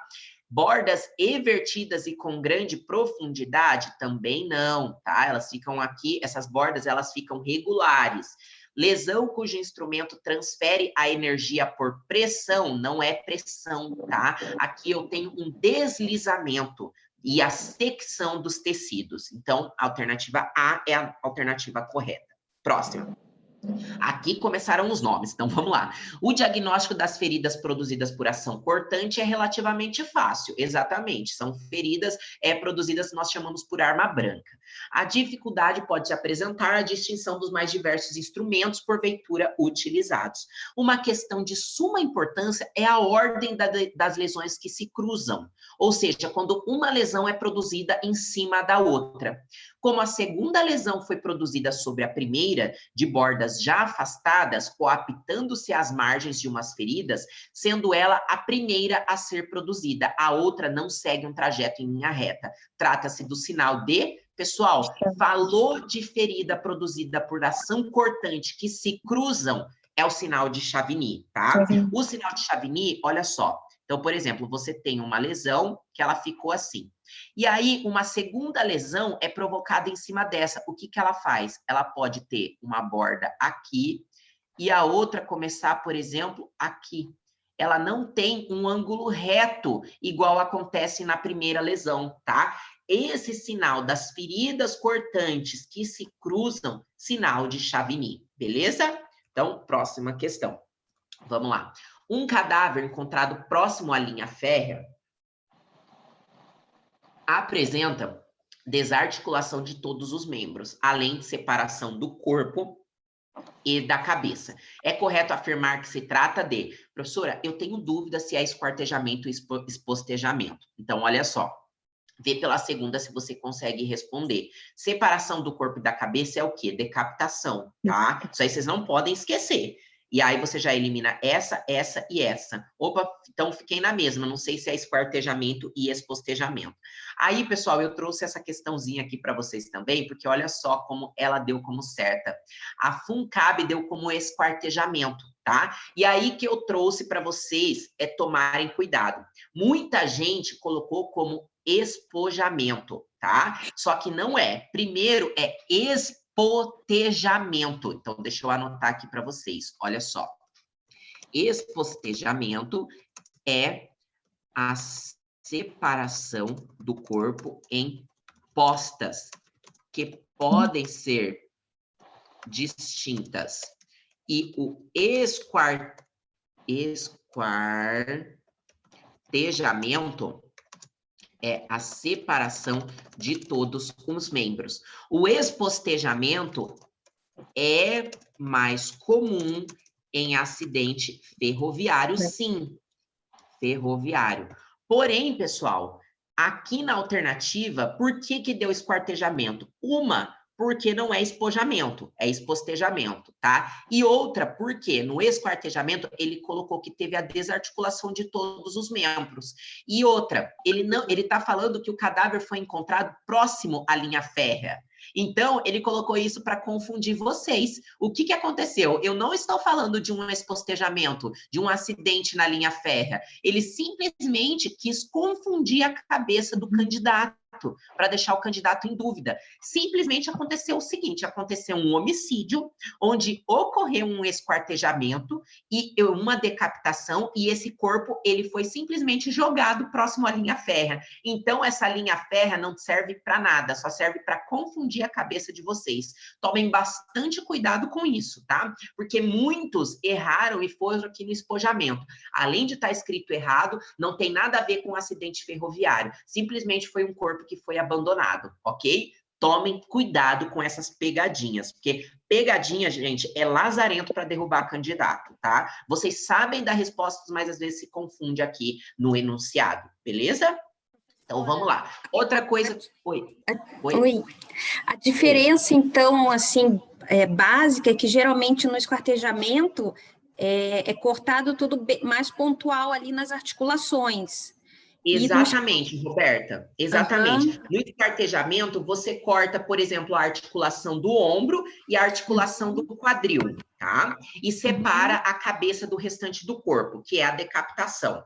Aí, o que que acontece? No espostejamento, você pode ter a separação em postas. Então, pode separar, por exemplo, no meio do tronco, pode separar um pedaço da perna, enfim, você não tem o corte tão preciso, ok? A Cecília falou, eu fui uma que caí nessa. Eu imagino, tá? Porque a gente pensa que a linha do trem que no trem vai passar e vai cortar certinho. Exatamente. Mas não tem lógica, né? É isso que eu falo, gente, toma muito cuidado com essa questão da medicina legal, porque pode cair muita pegadinha. Tanto que ali ele colocou linha férrea, já vem na cabeça de vocês, espostejamento e decapitação. E, na verdade, não tinha nem nada a ver. Ele só estava falando que um corpo foi abandonado próximo à linha férrea, tá? Espojamento então, pessoal, é quando os cavalos se coçam. Oi? Espojamento é quando os cavalos se coçam. Eu nem sabia dessa. Procura aí pra você ver se não é. Bom, então agora eu já coloco na minha aula. Gente, ó, já vou colocar mais uma coisinha aqui no resuminho para vocês. Ó, deixa eu só compartilhar minha tela, passar, sobre as lesões. Então, eu quero que vocês gravem isso. Esgorjamento, degolamento e decapitação, tá? Esgorjamento é o corte na linha anterolateral do pescoço. Degolamento, vocês vão gravar o quê? Como gola. É o corte ou lesão, tá? Eu coloquei como corte, mas corte ou lesão, enfim. Na parte posterior do pescoço. E decapitação, separação da cabeça do restante do corpo. Tá bom? Então, esses 3 tipos de lesão também caem bastante na prova para vocês, tá? Então, vamos lá. Vamos para a próxima questão aqui. Opa. Então, esquartejamento e decapitação, letra B. Próxima questão. Nas perícias envolvendo o uso de arma branca, os sinais concretos da ocorrência de um esgorjamento encontram-se no... Pessoal, então agora que eu fiz a colinha ali para vocês, face lateral ou anterior da região cervical, que é a região do pescoço, tá? Então, as vértebras cervicais são as vértebras que compõem o nosso pescoço. Então, ele colocou região cervical, professora, não tinha que ser pescoço, é a mesma coisa. Face anterolateral, face lateral é a mesma coisa, tá bom? Então, pessoal, letra C é a nossa alternativa, que é o esgorjamento. Próxima. Em relação à lesão produzida por um instrumento contundente de superfície, assinale a alternativa que apresenta corretamente quais dos itens abaixo são características dessa lesão. Então, se eu tenho um instrumento contundente, eu vou ter uma lesão o quê? Contusa, tá? Não se esqueçam. E quais as características de uma lesão contusa? Borda regular? Olha só, não. Tá? Então, essa primeira não é. Por quê? Porque ela tem um aspecto irregular. Fundo irregular? Sim. Pouco sangramento? Também. Vertentes irregulares? Também. Olha só, 2, 3 e 4. Aí, só se atentem o seguinte. Nas lesões contusas, pode acontecer de eu ter hemorragia interna. Quando eu tenho o quê? Lesão de vísceras, tá? Lesão de vísceras. Mas, normalmente, você não tem um sangramento exteriorizado tão grande como, por exemplo, de um instrumento cortante. Muitas vezes, se acontece a lesão de vísceras e você não tem o rompimento da pele, você não vai ver esse sangramento, vai ficar aquela hemorragia interna. Por isso que eles consideram também como sendo uma característica, tá? Então, toma cuidado com isso. Próxima. São exemplos de instrumentos comumente utilizados na produção de ferimentos contusos. Então, vamos lá. A. Barra metálica e faca. Secção de vidro e segmento de madeira. Projétil de arma de fogo e prego. Martelo e coronha de fogo. Estilete e tesoura. Pessoal, então, eu estou falando de instrumento contundente. Um instrumento contundente, ele age por que mecanismo? Por contusão. Eu preciso o quê? De uma pressão. Nesse caso, olha só, martelo e coronha de arma de fogo. Por quê? Porque você precisa bater. Uma barra metálica professora, sim, mas a faca não. A faca você consegue o quê? Perfurar e cortar. Então, ela não é um instrumento contundente. Secção de vidro, você também consegue perfurar ou então cortar, dependendo do formato que tiver o vidro. O segmento de madeira, então, uma paulada, ela formaria, sim, um ferimento contuso, tá? Projétil de arma de fogo, também não. Pérfuro contundente. Prego, o prego também não. Ele não vai agir somente de maneira contusa, consegue o quê? Perfurar. Estilete também não, ele vai seccionar, vai ser uma ação deslizante entre os tecidos, e a tesoura, ela também vai seccionar. Portanto, a letra D é a nossa alternativa, o martelo e a coronha da arma de fogo. Então, aí, toma bastante cuidado, porque muita gente fala, mas a arma de fogo não produz ferimento contuso. O projétil, não, mas a coronha da arma de fogo, sim, a pessoa leva uma coronhada na cabeça, tá? Isso daí forma um ferimento do tipo, uma ferida do tipo contusa, sim, tá? Próxima. Em relação às lesões produzidas por precipitação, são aquelas onde as pessoas elas caem, tende a cair de uma elevada altura, tá? Analise as afirmativas abaixo e assinale a alternativa correta. Então, aí, olha só, eu quero que vocês se lembrem que eu passei na aula para vocês, eu dei um esqueminha assim, que tinha um prédio aqui, um prédio aqui, um prédio aqui. E aí tinha uma marca, uma próxima. Aí tinha uma marquinha mostrando de maneira mediana e uma IUP, bem longe, tá? E era para classificar a característica jurídica de cada tipo de acidente, de cada tipo, né, de lesão por precipitação. Quando é muito próxima, por exemplo, quando uma pessoa ela cai muito próxima a um prédio, pode indicar que foi um acidente, tá? Por quê? Porque a pessoa está andando aqui na bordinha, ela faz escorrega e cai. Então, é um acidente. Quando é numa distância mediana do prédio, isso pode indicar um quê? Um caso de homicídio, tá? Homicídio. Por quê? Porque eu tenho duas pessoas aqui em cima. Uma está empurrando para aquela pessoa cair e essa pessoa está fazendo uma força contrária. Ou seja, eu tenho uma força empurrando e uma força contrária. Pode ser que essas forças não se anulem, porque se anular, os dois vão ficar parados no mesmo lugar. Se essa pessoa tiver um pouquinho mais de força do que essa, ela vai cair, tá? E aí, em decorrência dessa propulsão, ela cai de uma distância mediana. E caso essa pessoa caia muito longe, é considerado o quê? Um possível suicídio. Por quê? Porque a pessoa, ela tem que se jogar, ela pula, tá? E nesse ato dela pular, a propulsão dela fica muito longe. Então, lembrem-se disso aqui, isso são lesões produzidas por precipitação. Então, vamos lá, olha só. Nas quedas acidentais, é incomum que o corpo deslize bem próximo do local da precipitação, pelo contrário, é comum. Portanto, essa daqui está errada, tá?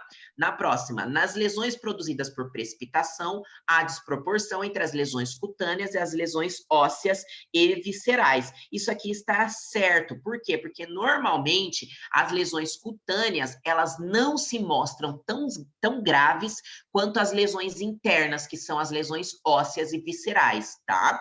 E aí, quanto às lesões ósseas, só para vocês lembrarem um pouquinho, lembrem-se o seguinte: quando a pessoa cai de cabeça, ela pode produzir o quê? Aquela lesão que é chamada de lesão de saco de nós, tá? Que eu mostrei para vocês que fica com a cabeça toda crepitada. Ou então eu tenho também o famoso sinal de 4 fraturas, quando a pessoa ela cai em pé. Ela cai em pé e aí o que acontece? Quebram os 2 ossos da região da canela, ou seja, a tíbia e a fíbula. E em decorrência disso, ela cai, porque quebrou e bate a mão, e aí você também tem a fratura do antebraço, que é o rádio e a ulna, tá? Então, esse é o sinal de 4 fraturas. E também tem as rupturas de vísceras internas, quando a pessoa cai de maneira lateralizada. O local que ela caiu, se ela caiu do lado direito ou do lado esquerdo, vai ser o local onde se concentram o maior número de fraturas, tá? Então, essa daqui está correta. Nas lesões produzidas por precipitação, a pele fica intacta ou pouco afetada. Então, a 2 e a 3 é a nossa alternativa que está correta, tá? Próximo. Em relação às lesões produzidas por instrumento pérfuro cortante, analise as afirmativas abaixo e assinale a alternativa correta. Número 1. Ferimento com ângulo agudo e outro arredondado, quando produzida por um instrumento de um só gume. O que significa um só gume? Um só gume é um lado somente que corta. Então, por exemplo, uma faca, tá? Olha só, a faca, ela tem um lado que ele é mais arredondado, que você pode passar o dedo, a mão, enfim, que não vai cortar, e ela tem o lado do gume, que é o lado do que corta. Então, quando eu falo de gume, eu estou falando do lado que corta. Então, pode sim formar um ferimento com um ângulo agudo e outro arredondado? Pode sim, tá? Então, essa daqui está certa. Outra, ferimento com 2 ângulos agudos, quando produzido por um instrumento de 2 gumes. Sim, por quê? Porque um instrumento de 2 gumes, o que vai acontecer? Ambos os lados pode o quê? Pode cortar, tá? Então, também está certo. Ferimento de largura notadamente menor que a espessura da lâmina, quando produzido por um instrumento de um só gume. Pessoal, esse aqui está errado. Não é menor. Como ela vai abrir, o que acontece? Ela forma aquela famosa o quê? Olha só, fica com esse aspecto aqui, né, de casinha de botão. Então, se abre, o tecido ele abre. Então, ele não fica com a largura notadamente menor. Portanto, essa daqui está errada.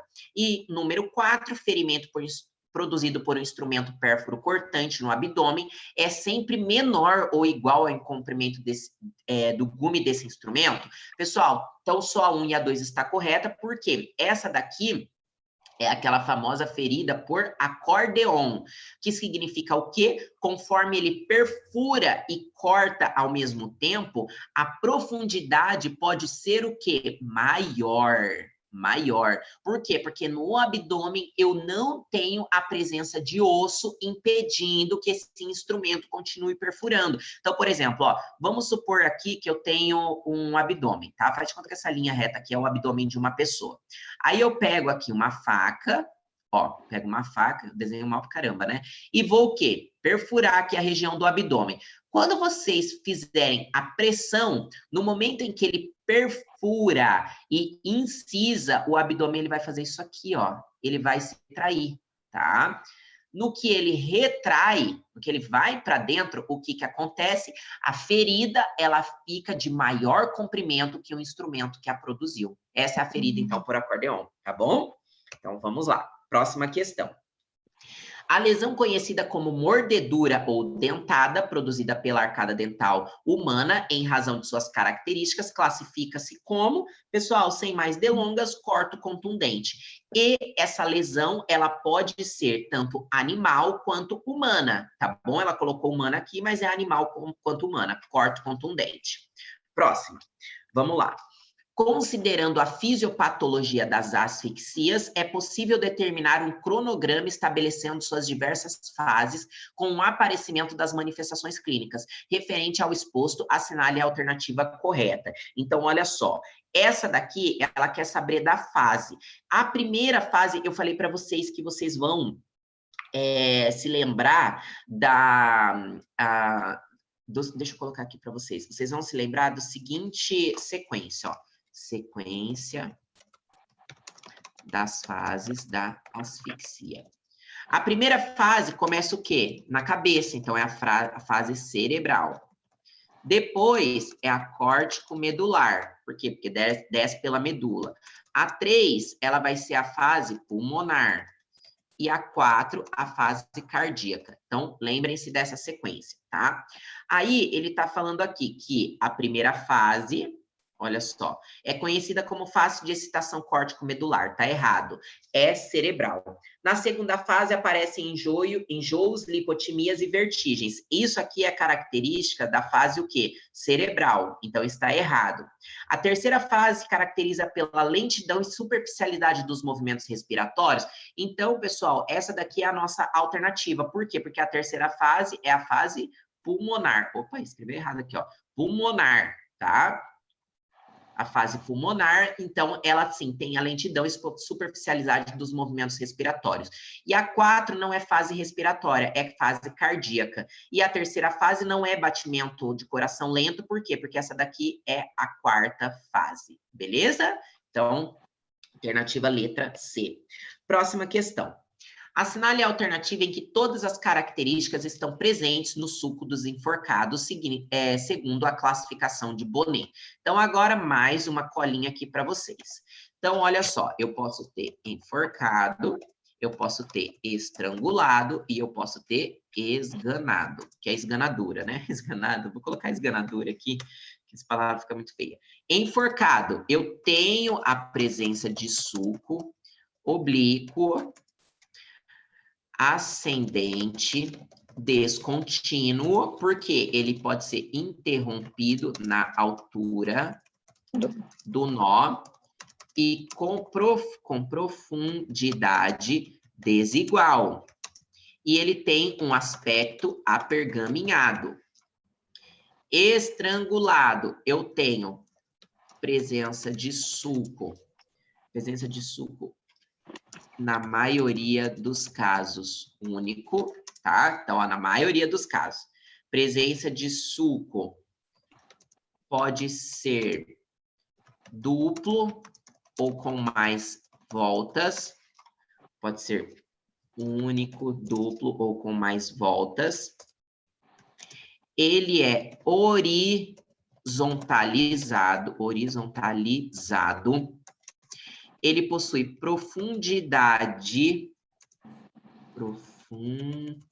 profundidade contínua e regular, e ele também tem um aspecto apergaminhado. E a principal característica... Ah, e olha só, aqui eu tenho como meio ativo o corpo da pessoa. Por quê? Porque a pessoa que tem que provocar a ativação do nó, tá? Então, a pessoa se joga contra o nó, tá? E nesse caso aqui do estrangulamento, vou colocar aqui, estrangulamento, eu tenho a ação de uma força externa ao corpo da pessoa, acionando o laço contra o pescoço da vítima, tá? E na esganadura, eu tenho a ação das mãos no pescoço da vítima. Presença de marcas ungueais. E lembra-se que eu tenho um tipo de estrangulamento, que é o estrangulamento antibraquial, que é o famoso mata-leão comum em artes marciais, tá bom? Então tá aí um resuminho para vocês. Agora vamos responder. Vamos lá. Então ele está falando no sulco dos enforcados, que é a característica. Horizontal eu já elimino. Horizontal eu já elimino. Oblíquo e ascendente, interrompido à altura do nó, por baixo da cartilagem tireoide ou por cima e com profundidade desigual. Professora, você só não falou se na característica se era por cima ou por baixo da cartilagem tireoide agora, né? Para vocês responderem, pessoal. É por cima da cartilagem tireoide, tá? Então, olha só, achei que eu tinha colocado tudo, eu esqueci dessa. Por cima da cartilagem da tireoide. Eu ia deixar vocês na dúvida, mas já ia ser 50% de chance de vocês acertarem, tá bom? Então, aqui é a letra C, a nossa alternativa. Próxima questão. Somente falar se está certo ou se está errado. O sinal de Amusat, que corresponde à lesão na túnica íntima da artéria carótida, é mais comum no enforcamento do que na esganadura. Essa está correta. Então, olha só. Também vou colocar aqui para vocês. Sinal de Amusat. O sinal de Amusat, eu tenho a lesão na túnica interna da carótida. Sinal de Friedberg, tá? É a lesão na túnica externa da carótida. E marcas de França, presença de lesões longitudinais na região mais comum, mais comum na região de bifurcação da carótida, beleza? Então, vamos lá. Próxima questão. Também para falar se está certo ou se está errado. Caso uma pessoa seja encontrada morta, pendurada por uma corda em volta ao seu pescoço, mas com os joelhos semifletidos e os pés tocando o chão, deve-se excluir a hipótese de suicídio por enforcamento. Pessoal, está errado. Por quê? Porque eu tenho o enforcamento completo e o incompleto. O completo, a pessoa não toca o chão. E o incompleto, a pessoa ela pode tocar o chão, tá? Então, está errada. Vamos lá. Ao exame pericial, a presença de um sulco horizontal de profundidade uniforme, completo na maioria das vezes e localizado externamente na região cervical, associado à presença de sinais externos de asfixia, sugere. Então, aqui, pessoal, olha só, estrangulamento, tá? Por quê? Porque tá falando aqui, ó, sulco horizontal, profundidade uniforme. Isso tudo faz parte do, eu já até coloquei para vocês no resuminho, de estrangulamento, ok? Próxima questão. Opa! A respeito de asfixia por constrição cervical, assinale a alternativa correta. O sulco pode estar ausente em certas modalidades de estrangulamento? O que vocês acham? Olha só, eu trouxe aqui para vocês. Essa é a correta, tá? O sulco, ele pode sim estar ausente. Como o laço, ele pode ser feito por diversos tipos de coisa, então a gente pode considerar que nem sempre esse sulco vai estar presente. E nesse caso aqui, eu estou falando especificamente do estrangulamento antibraquial, tá? Nós vimos o quê? Nós vimos que o antibraquial é o famoso mata-leão, então, onde utiliza aqui a região do antebraço. Aí nós não vamos ter a presença do sulco, tá? A causa jurídica do enforcamento é homicida, na maioria das vezes, não é suicida. Fratura do ocioide deve estar presente para a caracterização do enforcamento, também não. Fratura do ocioide mais comum no que? Na esganadura. A esganadura é a forma de constrição cervical que menos apresenta fratura na laringe? Não, é a que mais apresenta. E sulco oblíquo, descendente e região cervical é incompatível com enforcamento. Essa daqui também está errada, por quê? Porque pode acontecer de um enforcamento atípico, tá bom? Então, próxima. A asfixia realizada pela constrição cervical com o uso das mãos é denominada esganadura, que tem a presença o quê? Das marcas ungueais, ok? Próxima questão. Trabalhador de uma cervejaria escorregou e caiu dentro de uma cisterna repleta de preparo líquido denominado mosto, em pleno processo de fermentação alcoólica em temperatura 25 graus. Foi resgatado em aproximadamente 2 minutos e realizou-se a reanimação cardiopulmonar sem sucesso. Nesse caso, a morte se deu por, pessoal, afogamento, tá? Eles colocaram mais uma vez, lembra que a gente viu que falou da linha de trem para confundir vocês? A mesma coisa, ele está falando que caiu dentro de uma cisterna com preparo líquido em processo de fermentação alcoólica, só para falar que foi intoxicação por álcool. Não tem nada a ver. Isso aqui é um afogamento. Por quê? Porque o afogamento eu tenho a presença de líquido nas cavidades respiratórias, tá bom? Enquanto soterramento é a presença de um meio sólido. Ó, afogamento líquido ou semilíquido. Também lama pode ser afogamento, tá? Não se esqueça. Próximo. A presença de cogumelo de espuma saindo dos orifícios respiratórios sugere que tenha ocorrido afogamento. Exatamente. É um sinal, tá, de que pode a pessoa ter morrido por afogamento. Próxima questão. No soterramento, pode-se encontrar a associação de outro tipo de asfixia, denominado, nesse caso, sufocação indireta. Na sufocação indireta, eu tenho, por exemplo, a compressão do tórax, que impede os movimentos respiratórios. Isso pode ser uma sufocação indireta, tá? Próxima. Na morte por confinamento, o mecanismo é a... Pessoal, estou passando um pouquinho rápido, está quase dando o horário de vocês, e eu quero só responder mais uma questãozinha ali, tá? Essa, então, é a letra D, que é a falta de renovação do ar, porque no confinamento eu não tenho a troca de ar, tá? E com isso reduz o oxigênio e tem um acúmulo de gás carbônico, beleza? Pessoal, eu vou passar aqui essa parte da traumatologia, porque eu quero falar rapidamente com vocês antes da gente terminar, tem mais uns minutinhos aqui, mas também a aula vai ficar gravada, tá? Se vocês não se importarem, vou só um pouquinho além, tá? Porque eu quero falar com vocês da parte de papiloscopia que eu acho importante. Então, eu vou pular essa parte aqui, ó, é tudo questão de traumatologia, tá? E nós vamos lá para a parte final, que é a questão que eu quero responder. Deixa eu lembrar qual que é a questão que eu quero responder para vocês. Deixa eu ver aqui. Não é essa. Cadê? Questão que eu quero responder. Calma aí. Já vou achar. Essa daqui que eu quero responder com vocês. Então, vamos lá. Olha só. Essa questão é a número 73. Deixa eu ver, 73. 73, isso mesmo, tá? 146, isso mesmo. Então, olha só.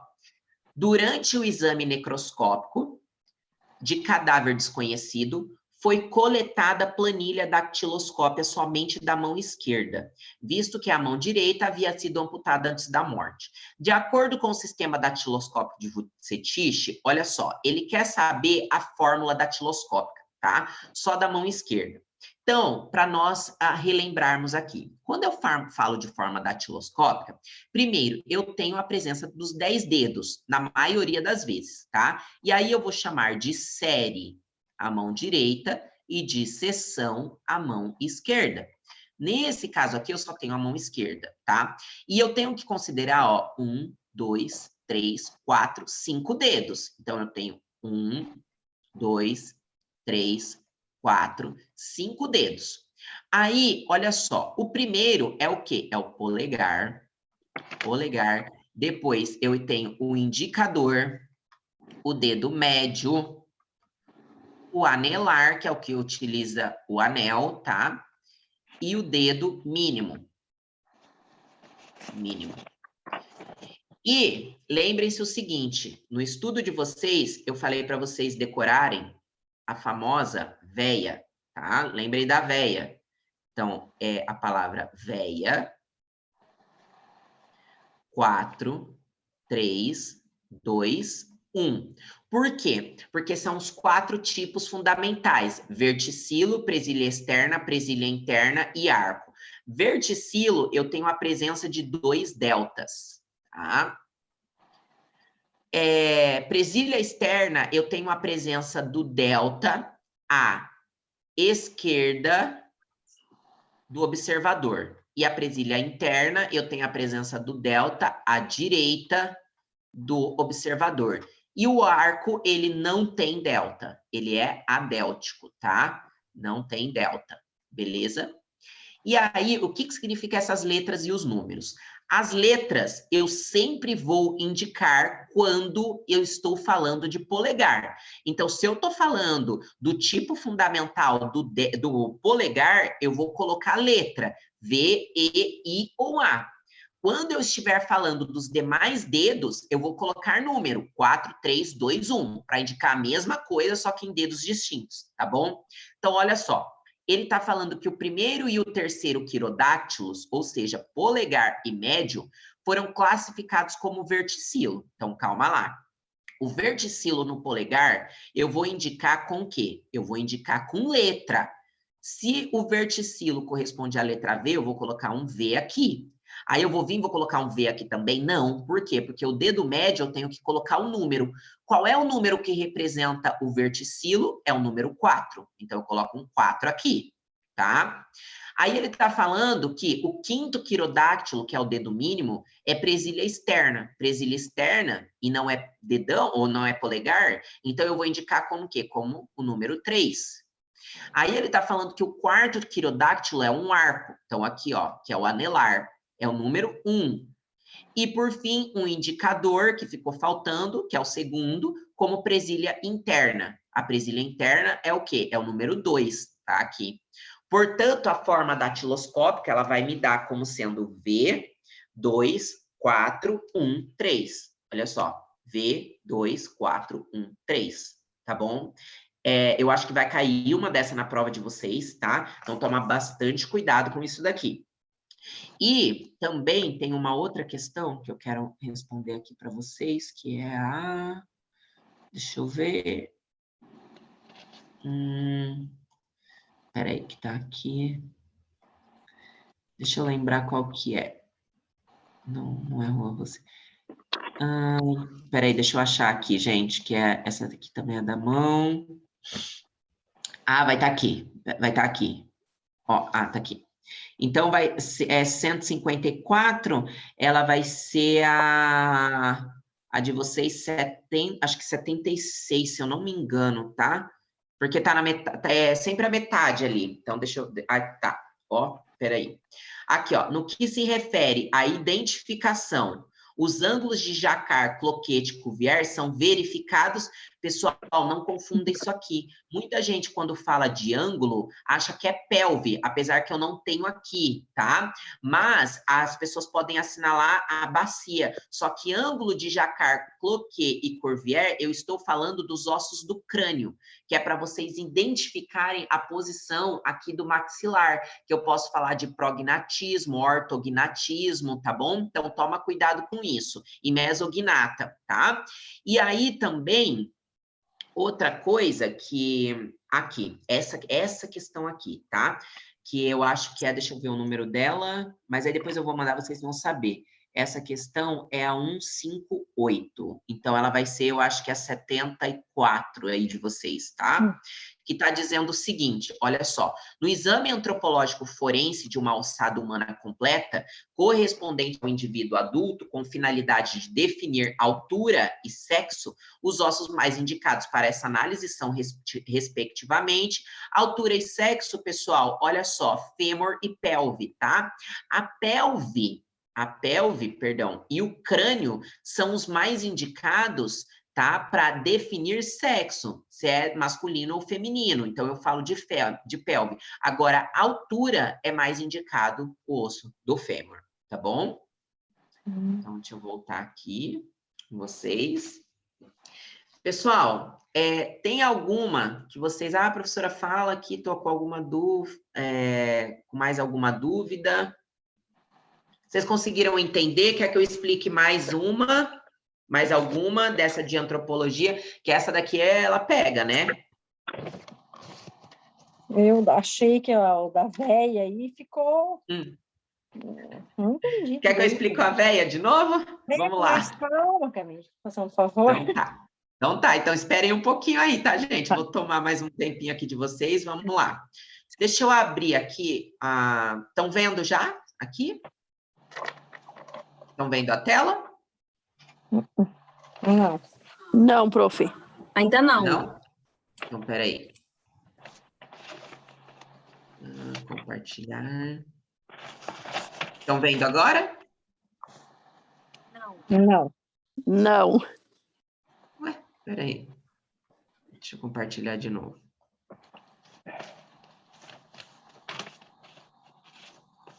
Apareceu aí para vocês?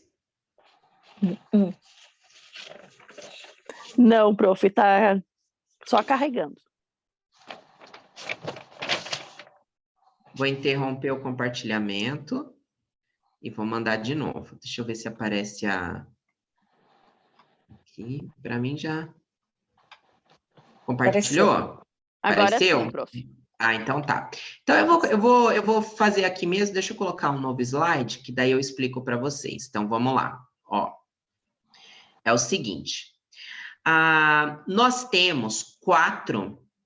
Tá aparecendo agora o Word aí para vocês? O Word, aham. Sim. Então tá bom. Ó, quando nós falamos de papiloscopia, nós temos 4 tipos fundamentais para classificar o quê? As impressões digitais, tá? E aí acontece o seguinte: sempre como regra, eu tenho que considerar os 5 dedos das mãos, tá? Então, ó, 1, 2, 3, 4, 5. O primeiro, eu sempre vou falar do polegar. Depois eu vou ter um indicador. Aí eu tenho o dedo médio, eu tenho o anelar e o dedo mínimo, tá? Então, é nessa sequência. Para que servem esses tipos fundamentais? Para nós formarmos a fórmula dactiloscópica dos indivíduos, que isso os individualiza, tá? Então, isso sempre, a fórmula dactiloscópica, ela vai individualizar uma pessoa. Ela é única e exclusiva para cada indivíduo. Não existem 2 pessoas com a mesma forma datiloscópica, com a mesma impressão digital. Não tem, tá? E aí, como é que essa fórmula datiloscópica, ela é baseada, ela é feita com base nos tipos fundamentais, que são os desenhos que vão aparecer nas nossas impressões digitais. Então, se vocês pegarem o RG de vocês, vai ter lá a impressão digital do dedão de vocês. Vocês vão conseguir descobrir qual é o tipo fundamental do teu dedão, tá? E aí, pessoal, olha só, eu posso ter a presença do verticilo, da presilha externa, da presilha interna, e tenho a presença do arco, que são os 4 tipos fundamentais da impressão digital, tá? Vou colocar aqui para vocês. Opa, aqui em cima, ó. São os 4 tipos fundamentais. E como que esses princípios, eles vão ser distinguidos um do outro? Eles são distinguidos, são feitos com base na presença ou ausência, ausência do delta e posição do delta, tá? O que seria o delta? Então, olha só, delta é o desenho de forma triangular que surge devido ao encontro das linhas, tá? Que podem ser linhas do sistema basilar, que fica na base da nossa falange, pode ser sistema marginal, que margeia, então, o nosso dedão, e o sistema nuclear, que são as linhas que formam essa parte do meio da nossa impressão digital, tá? Então, olha só, deixa eu colocar até aqui um desenho de uma impressão digital para vocês, que aí fica mais fácil de eu explicar, tá? Então, olha aqui, ó. Então, aqui, ó, tá vendo? Tem uma impressão digital. Essas linhas aqui na base são as linhas do sistema basilar. Essas linhas aqui do meio, eu tenho o sistema nuclear.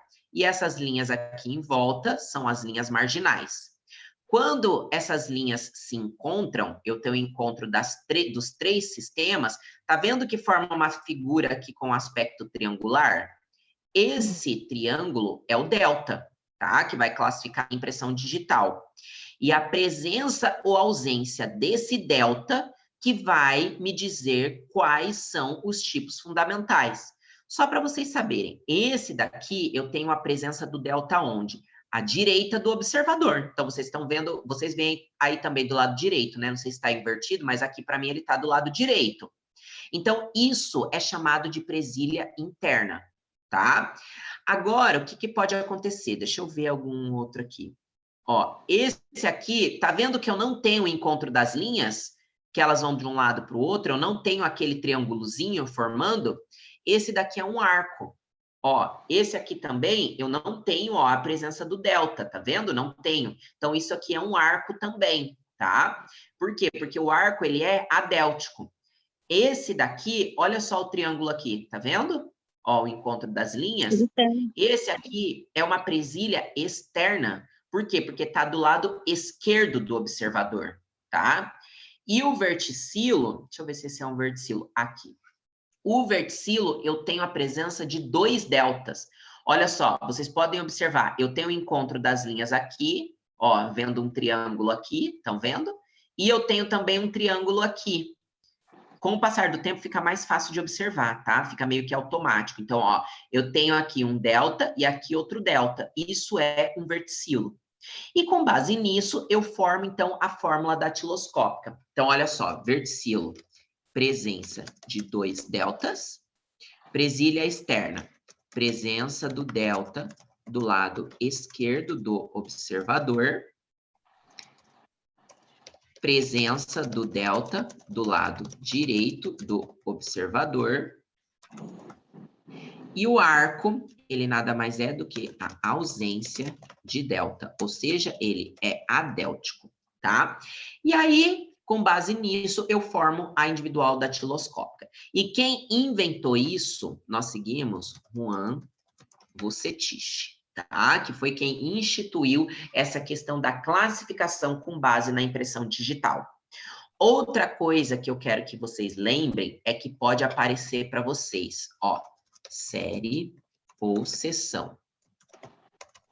Série é quando eu estou falando da mão direita. Então, se falar, a vítima tinha na série tal forma datiloscópica, que seria na mão direita. Ou seção, mão esquerda, tá? E aí, o que acontece? Na individual datiloscópica, olha aqui, deixa eu colocar para ficar mais fácil. Individual datiloscópica. Tá? Datiloscópica é a mesma coisa. O que acontece? Essa aqui é uma individual datiloscópica, tá? Na individual datiloscópica, você não vai escrever se é verticilo, se é presilha interna, presilha externa. Por quê? Porque não tem espaço, tá vendo? Você só vai colocar a primeira letra ou o número. Só que na individual datiloscópica, o que acontece? Sempre quando eu estou falando de polegar, eu utilizo letra, tá? Para poder indicar onde é que inicia a individual datiloscópica. Então, ó, o primeiro dedo inicia aqui, eu sei que é polegar. Por quê? Porque é a letra V, tá? Sempre vai ser assim, que é o verticilo. Se fosse um arco, ia ter um A. Se fosse uma presilha externa, ia ter um E. E se fosse uma presilha interna, ia ter um I. Nos demais dedos, eu não identifico como sendo letra, mas sim número. Só que esses números correspondem ao mesmo tipo fundamental. Por isso que eu falei para vocês gravarem a famosa véia 4, 3, 2, 1. Por quê? Porque quando eu tiver um verticilo, se eu estiver falando de um verticilo no polegar, eu vou colocar aqui na individual datiloscópica letra V. Mas se eu estiver falando, por exemplo, de um verticilo nos demais dedos, como acontece aqui no anelar, eu coloco o número 4. A mesma coisa, se for um arco, o número 1 nos demais dedos, e o quê? E a presença de um A no polegar. Uma presilha externa, um E no polegar e o 3 nos demais dedos. E a presilha interna, um I no polegar e nos demais dedos, o número 2. Então, essa formulazinha aqui é simplesmente para vocês conseguirem fazer essa fórmula datiloscópica, tá? Para vocês colocarem qual é a letra correspondente ao tipo fundamental no polegar e qual é o número correspondente ao tipo fundamental nos demais dedos, ok? E aí, pessoal, ficou mais claro aqui agora? Ficou mais tranquilo, né? Agora sim. Ficou? Ficou. É mais difícil, né? É mais difícil essa parte aqui. Uhum. Mas assim, tentem fazer, eu coloquei mais questões ali para vocês, eu vou mandar, tá? Tentem fazer, qualquer coisa vocês me perguntam de novo. E eu vou mandar, pessoal, esse resuminho aqui para vocês. Que esse resuminho aqui, ó, esse mapinha mental, daí ajuda, né? Vocês darem uma estudadinha também, uma relembrada, levar ali antes da prova, tá bom? Ótimo, professora. Foi ótima a revisão. Ai, que bom, pessoal, fico feliz. Adorei. Olha só, vocês, qualquer coisa, fiquem à vontade para me mandar mensagem. Se tiver com vergonha de mandar lá no grupo, pode mandar no particular, qualquer coisa eu mando para lá também, tá? Por nada, Jason, qualquer coisa é só falar. Fiquem tranquilos para a prova de vocês. Eu também estou ansiosa, quero que vocês passem. Já estive aí desse lado, hoje eu estou aqui desse e garanto que também é emocionante, porque eu estou torcendo aí por vocês, tá? Vão com calma, façam a prova com calma. Vamos tentar todo mundo aí chegar a pelo menos uns 20 pontos, porque dá para vocês conseguirem, tá? Acredito eu que vai ser uma prova mais objetiva, mais tranquila, não vai ser tão pegado, não. Eu forcei bastante aqui nas questões com vocês justamente para vocês chegarem lá bem preparados, para falar assim, nossa, essa prova foi muito boa, que aí eu vou ficar feliz, tá? Vou ficar feliz por vocês. E até lá, pessoal, foco, força aí no final agora, que domingão vocês já vão estar lá, se Deus quiser, todo mundo aprovado, fazendo a prova com tranquilidade, e até domingo eu tô aqui à disposição de vocês, tá bom? Podem mandar mensagem, vão com calma, que vai dar tudo certo. Estou na torcida por vocês, tá bom? Obrigada. Obrigada, prof. Por nada, já envio o material lá para vocês, ok? Beleza, obrigada, boa noite. Por nada, boa noite, beijão. Beijão.